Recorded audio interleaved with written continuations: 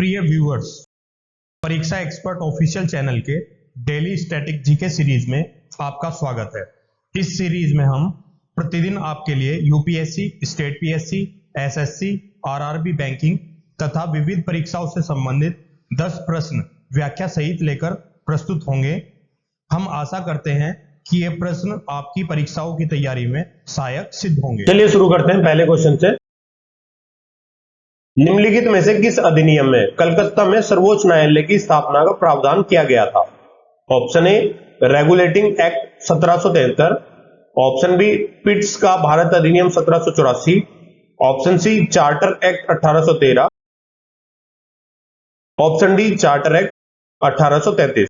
इसका सही आंसर है option A regulating act 1773। Explanation देख लेते हैं। 1773 के रेगुलेटिंग एक्ट में कलकत्ता में सर्वोच्च न्यायालय की स्थापना का प्रावधान किया गया था, जिसकी स्थापना 1774 में की गई।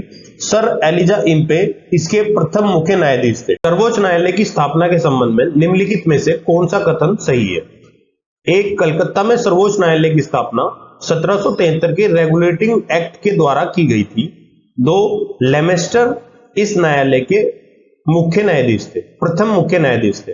नीचे दिए गए कूट से सही उत्तर का चयन कीजिए। कूट ऑप्शन ए केवल एक, ऑप्शन बी केवल दो, ऑप्शन सी दोनों एक और दो, ऑप्शन डी न तो एक और न ही दो। इसका सही आंसर है ऑप्शन ए केवल एक। एक्सप्लेनेशन देख लेते हैं। 1773 के रेगुलेटिंग एक्ट में कलकत्ता में सर्वोच्च न्यायालय की स्थापना का प्रावधान किया गया था, जिसकी स्थापना 1774 में की गई। सर एलिजा इम्पे इसके प्रथम मुख्य न्यायाधीश थे। नेक्स्ट क्वेश्चन देख लेते हैं। सूची 1 को सूची 2 से सुमेलित कीजिए तथा सूचियों के नीचे दिए गए कूट से सही उत्तर का चयन कीजिए। सूची 1, नियंत्रण परिषद की स्थापना, सर्वोच्च न्यायालय की स्थापना, इंग्लिश मिशनरियों को भारत में कार्य करने की अनुमति, गवर्नर जनरल की परिषद में कानूनी सदस्य की नियुक्ति। सूची 2, नियामक अधिनियम 1773, पिट्स का भारतीय अधिनियम 1784, चार्टर अधिनियम 1813, चार्टर अधिनियम 1833। Option A 1A 2B 3C 4D, option B 2A 1B 3C 4D, option C 1A 2B 4C 3D, option D 2A 4B 1C 3D। इसका सही आंसर है option B 2A 1B 3C 4D।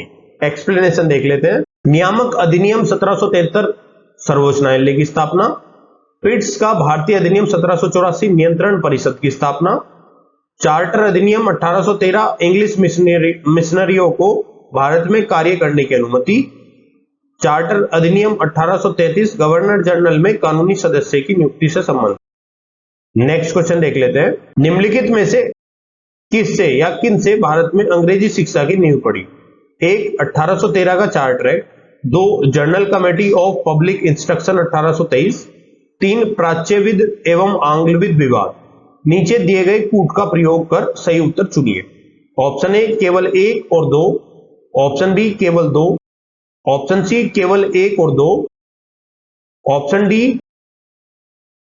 1, 2 और 3। इसका सही answer है option D 1, 2 और 3। Explanation देख लेते हैं। ईस्ट इंडिया कंपनी ने ओरिएंटल शिक्षा की प्रचलित प्रणाली को हतोत्साहित किया तथा पश्चिमी शिक्षा और अंग्रेजी शिक्षा को बढ़ावा दिया। 1833 का चार्टर अधिनियम में भारत के शिक्षा के प्रसार के लिए प्रतिवर्ष 1 लाख रुपए खर्च करने के प्रावधान को अपनाया गया था। 1823 में journal committee of public instruction का गठन किया गया, जिसकी जिम्मेदारी शिक्षा के लिए 1 लाख रुपए देने की थी। समिति में 10 यूरोपीय सदस्य शामिल थे, जिसके अध्यक्ष लॉर्ड मैकॉले थे। इसके बाद governor general Lord William Cavendish Bentinck के शासनकाल में 7 मार्च 1835 को लॉर्ड मैकॉले के प्रस्ताव को स्वीकृत कर भारत में अंग्रेजी को उच्च शिक्षा का माध्यम मान लिया गया।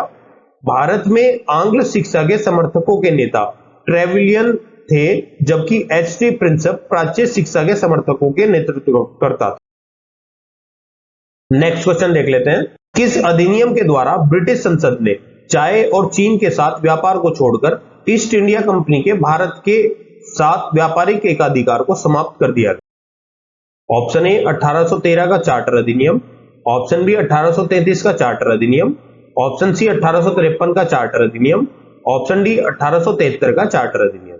इसका सही आंसर है ऑप्शन ए 1813 का चार्टर अधिनियम। एक्सप्लेनेशन देख लेते हैं। 1813 के चार्टर अधिनियम के माध्यम से ब्रिटिश संसद ने चाय और चीन के साथ व्यापार को छोड़कर ईस्ट इंडिया कंपनी के भारत के साथ व्यापारिक एकाधिकार को समाप्त कर दिया, जबकि 1833 के चार्टर अधिनियम द्वारा कंपनी के समस्त व्यापारिक कार्य समाप्त कर दिए गए और भविष्य में कंपनी को केवल राजनीतिक कार्य ही करने। नेक्स्ट क्वेश्चन देख लेते हैं। चार्टर एक्ट 1813 के संबंध में निम्नलिखित कथनों पर विचार कीजिए। एक, इसने भारत में ईस्ट इंडिया कंपनी के व्यापारिक एकाधिपत्य को चाय का व्यापार और चीन के साथ व्यापार को छोड़कर समाप्त कर दिया। इसने कंपनी द्वारा अधिकार में लिए गए भारतीय राज्य क्षेत्रों पर ब्रिटिश राज की संप्रभुता को सुदृढ़ किया। भारत का राजस्व अब ब्रिटिश संसद के नियंत्रण में आ गया। उपयुक्त में से कौन सा कथन सही है? ऑप्शन ए केवल 1 और 2, ऑप्शन बी केवल 2 और 3, ऑप्शन सी केवल 1 और 3, ऑप्शन डी 1, 2 और 3। इसका सही आंसर है ऑप्शन ए केवल 1 और 2। एक्सप्लेनेशन देख लेते हैं। चार्टर एक्ट 1813 द्वारा ब्रिटिश ईस्ट इंडिया कंपनी का व्यापारिक एकाधिकार समाप्त कर दिया गया। साथ ही इस एक्ट के माध्यम से कंपनी द्वारा एकीकृत भारतीय राज्य क्षेत्रों पर ब्रिटिश क्राउन की संप्रभुता को सुदृढ़ भी किया गया। इस एक्ट से हालांकि कंपनी को आगे 20 वर्षों के लिए इन क्षेत्रों का अधिकार और राजस्व सौंपा गया, तथापि यह ब्रिटिश क्राउन की संप्रभुता के प्रतिकूल नहीं होना। इस प्रकार प्रश्नगत कथन 1, 2 सही है, परंतु 3 सही नहीं है, क्योंकि भारत का राजस्व 1858 के अधिनियम द्वारा ब्रिटिश संसद के सीधे नियंत्रण में लाया गया, जब ब्रिटिश कैबिनेट मंत्री के अधीन सेक्रेटरी ऑफ स्टेट का पद बना तथा विशेषकर राजस्व प्रशासन में उसकी सहायता के लिए काउंसिल ऑफ इंडिया का गठन किया गया। नेक्स्ट क्वेश्चन देख लेते हैं। किस अधिनियम ने भारतवासियों को अपने देश के प्रशासन में कुछ हिस्सा लेना संभव बनाया? Option A charter act 1833, option B charter act 1853, option C government of India act 1858, option D Indian council act 1861। इसका सही आंसर है option A charter act 1833। Explanation देख लेते हैं। चार्टर एक्ट 1833 की धाराओं में सबसे महत्वपूर्ण धारा संख्या 87 थी, जिसमें कहा गया कि किसी भी भारतीय या क्राउन की देशज प्रजा को अपने धर्म, जन्मस्थान, वंशानुक्रम, वर्ण तथा इनमें से किसी एक कारणवश कंपनी के अधीन पद तथा सेवा के अयोग्य नहीं माना जाए।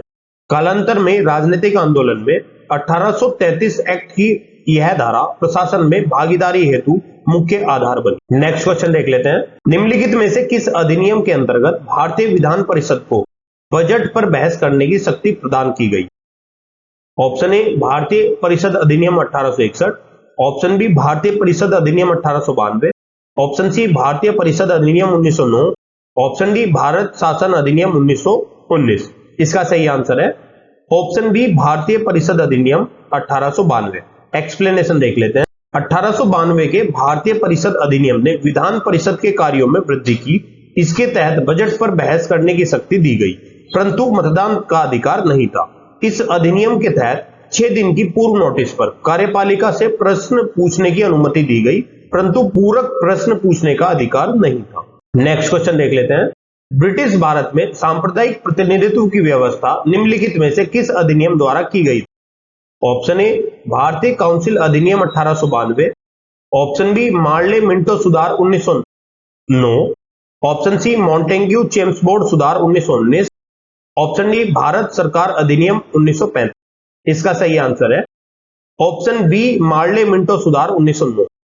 एक्सप्लेनेशन देख लेते हैं। भारतीय परिषद अधिनियम 1909 द्वारा ब्रिटिश शासन में सर्वप्रथम सांप्रदायिक प्रतिनिधित्व की व्यवस्था की गई, जिसके अंतर्गत मुसलमानों के लिए पृथक निर्वाचन मंडल का प्रावधान किया गया। नेक्स्ट क्वेश्चन देख लेते हैं।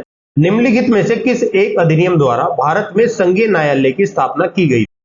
ऑप्शन ए भारतीय परिषद अधिनियम 1861, ऑप्शन बी भारत सरकार अधिनियम 1909, ऑप्शन सी भारत सरकार अधिनियम 1919, ऑप्शन डी उपयुक्त में से कोई नहीं। इसका सही आंसर है ऑप्शन डी उपयुक्त में से कोई नहीं। एक्सप्लेनेशन देख लेते हैं। भारत में संघीय न्यायालय की स्थापना 1 अक्टूबर 1937 को भारत सरकार अधिनियम 1935 के अंतर्गत की गई थी। इसके प्रथम मुख्य न्यायाधीश सर मॉरिस वेयर थे। उपयुक्त दिए गए विकल्पों में से भारत सरकार अधिनियम 1935 नहीं होने के कारण विकल्प डी सही उत्तर है। प्रिय व्यूअर्स, हम आशा करते हैं कि ये वीडियो आपको अच्छी लगी होगी। कृपया अपने फीडबैक एवं सजेशंस कमेंट बॉक्स में दें। हम आपके सजेशंस के अनुसार वीडियो को और बेहतर बनाने का प्रयास करेंगे। इस वीडियो की पीडीएफ प्राप्त करने के लिए आप हमारे टेलीग्राम चैनल से जुड़ सकते हैं, जिसका लिंक वीडियो के डिस्क्रिप्शन में दिया गया है। आप हमारी वेबसाइट www.parikshaexpert.com पर जाकर किसी भी एग्जाम की टेस्ट सीरीज ज्वाइन कर सकते हैं।